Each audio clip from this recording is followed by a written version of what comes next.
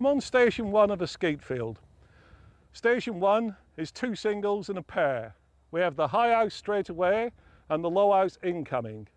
I shoot them as a singles. The biggest mistake I see here is that the people hold the gun too high for the high house, like so. The target then beats their barrel and disappears effectively behind the barrel. The resulting chase means that the gun pops through the target and it reappears, and there's a reflex pulling of the trigger. I call it a poke and hope. Whereas what should happen is the gun should be visualized in the hoop, right over the center peg, head back a little bit, pull, bang. A small insertion, hardly any movement of the gun. And I'll just demonstrate it for you.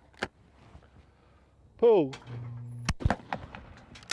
As you see, very small gun movement. Now, in regards to the station, I often see people right at the front of the peg. I think that if you go back, not all the way back sort of thing, but back, what happens now is you gain a yard of extra vision on the target, effectively slowing it down. So once again, don't chop through the target, pull, insert into it.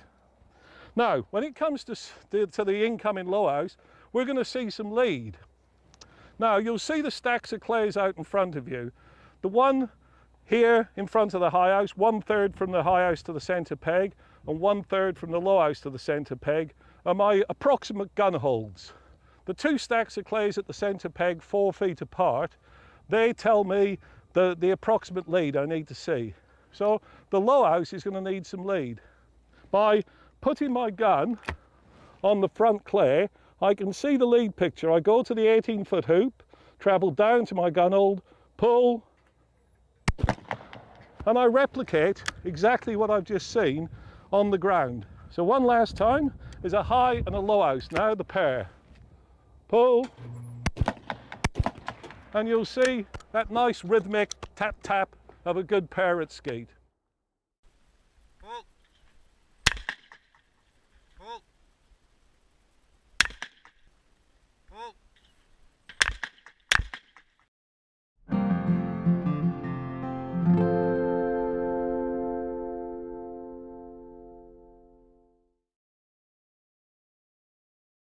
Station 2, high house 2 is the bogey target of the right-hander.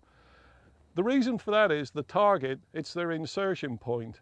They hold the gun on my marked gun hold, and the target, pull, comes past the barrel at high speed, only a few feet out of the trap house, and also at 90 degrees to the barrel. And what it's saying to your back brain is, I'm a crosser, and I'm a fast crosser. They require lead. So you have excessive gun speed to a decelerating target. And what usually happens is this, pull, and you burst through the target through the excessive gun speed and miss in front. Or your back brain realizes you're in front, puts the brakes on the gun, you stop the gun and miss behind. Your squad members instantly tell you you're behind that. You increase the lead, which increases the error. The secret's to move your gun out a little bit further on this bird.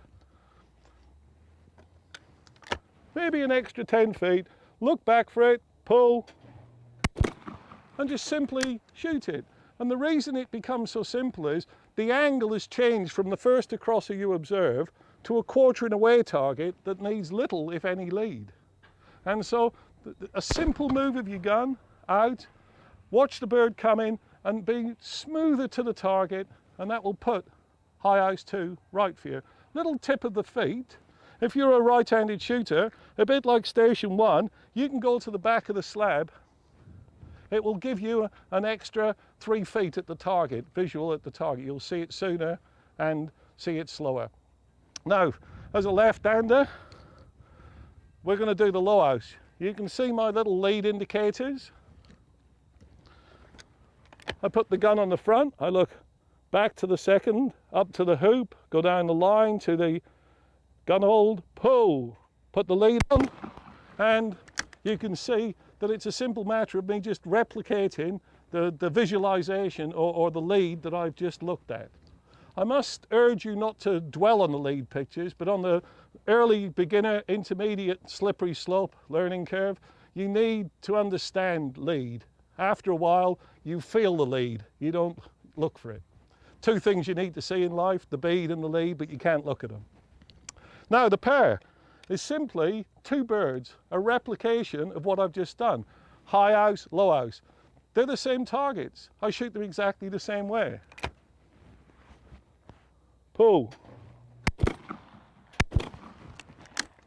Now, in regard to feet as well, wherever you're shooting the targets, you should always keep your feet the same, because you'll get people who'll do this. It'll be high house 2, low house 2, and now they're going to shoot a pair. There's not enough time to move their feet, and it can often be the cause of misses. So what you do is you set up in what I call a 0 50-50 position, which allows you equal swing on both the birds. Simplify in high house 2.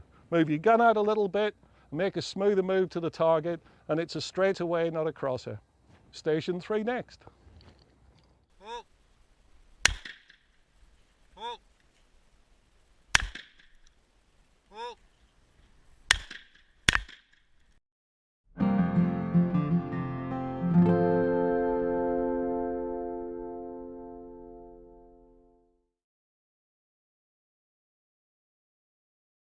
Station 3, 2 singles.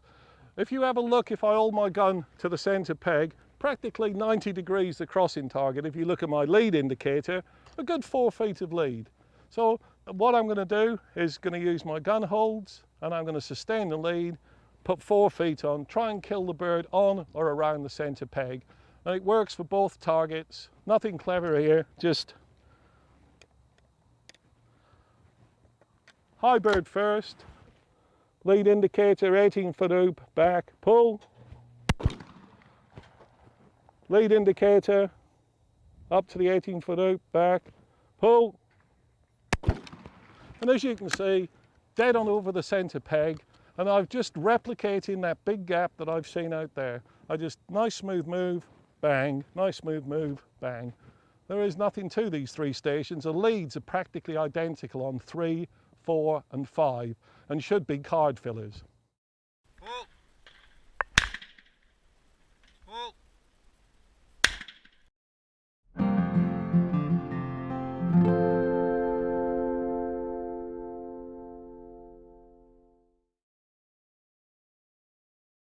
Station 4, as I say, pretty much a replication of Station 3, and 5 is going to be the same. The biggest lead on the skeet field, you can look at my lead indicator, and we got a good 4 feet there. So I'm just going to take a neutral address in the centre. I don't mind on the singles. If you want to move your feet, shoot the singles independently. I find there's no need to. In the UK, we have a pair on 4, and once again, you don't have time to move your feet, so I take a neutral stance or a 50-50, 0-0 stance. So squared up to the target, onto the right-hand stack, see the lead picture, hoop, down to the gun insertion point, pull. Lead indicator, up to the hoop, pull. And both killed over the centre peg again with that 4 feet lead that I've just pictured. Pull. Pull. Pull.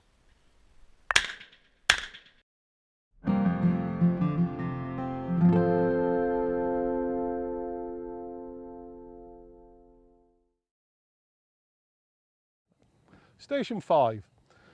We started at 1 with no lead, and it increased as our angle to the target increased through 2, 3 and 4.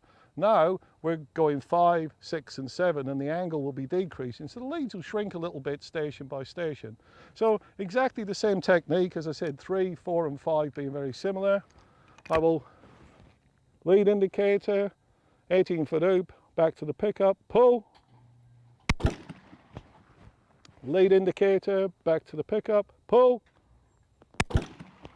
And you'll see once again broken on or around the centre peg, in balance, start in balance, finish in balance, and you'll break the clay. Pull. Pull.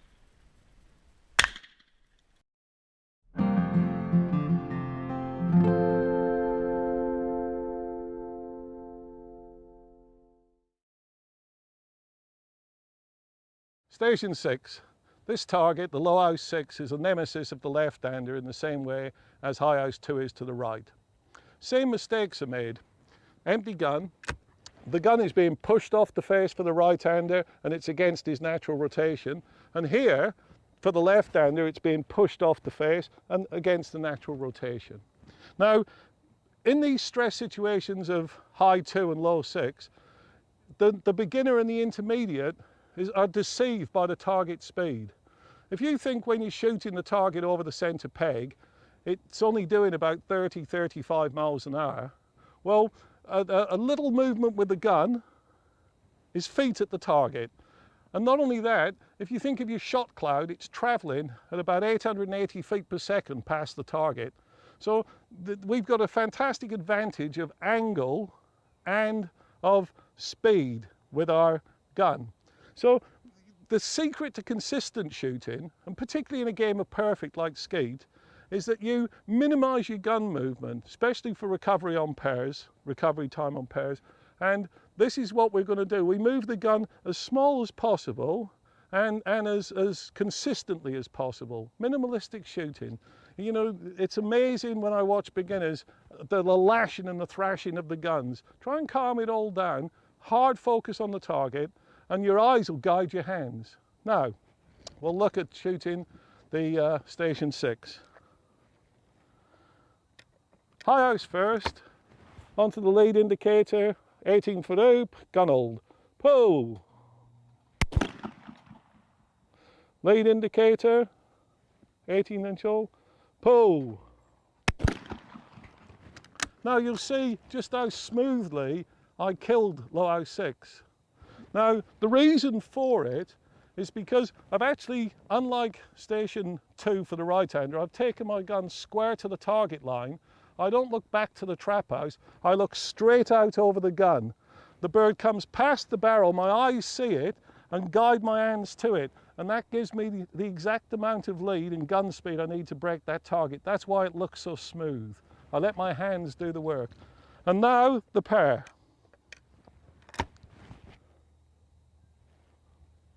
Pull. And once again, if you let your eyes do the job, drive the hands, it's simple stuff.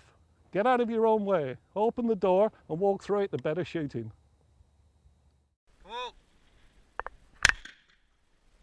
Pull. Pull.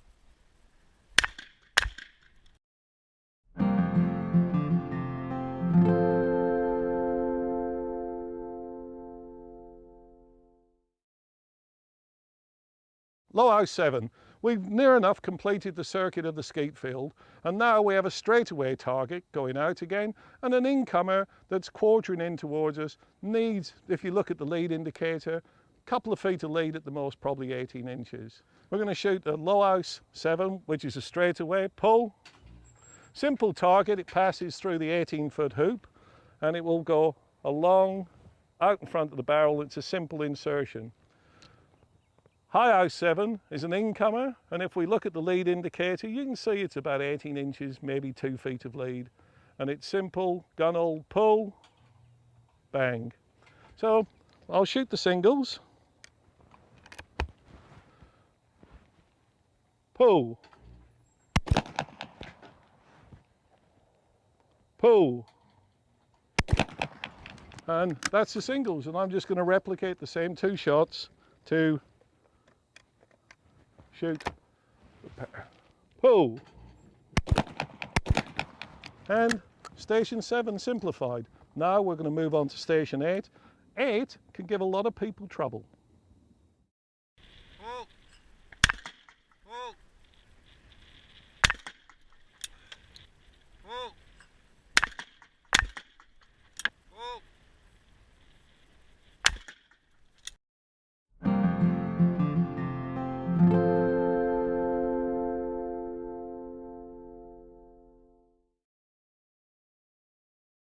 Station 8.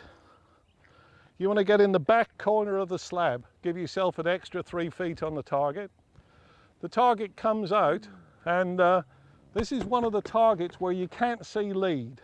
You just have to see bird, shoot bird here. And I'll tell you the technique to it. I single shot, get myself ready. I put the gun in the hole of the trap house, right in the window. I go to the top right corner, follow the seam out to the wall about 2 feet to the side of the trap house, and I call for the bird. Pull! You'll see the gun moves a foot at the most. So the gun goes into the window, top right hand corner, to the side of the trap house and out about 2 feet. You look into the trap house, directly into it, and you just see the bird and shoot the bird. I'll show you one more time. Into the trap house, top right hand corner, 2 feet to the side of the house. Pull! And it's foolproof. Now, low house head. You can see I'm in the rear corner of the slab. Make as much use of the station as you can. By moving back, I give myself 3 feet at the target. This target is very fast, but don't be fooled by the word fast. The target, in effect, needs to be shot with authority. There's no lead. It is simple eye and hand coordination, trust. If you watch how I do it, gun into the window, top left-hand corner, 3 feet out to the side of the station, and pull. You'll see minimal gun movement and the target shot with authority. You attempt to see a lead picture or do anything clever on this target, you're going to miss. This is simple, and keep it simple. In the window, left-hand corner, to the side, 3 feet out to the left, pull. So that's a round of skeet. Now, if you've been successful like I have and shot 24, I've got one left. So I'm going to try and go for a 25 straight. Into the window, left-hand corner, 3 feet, pull. And if you follow my advice and use all of the tools that I've tried to give you, you'll be shooting 25 straight soon.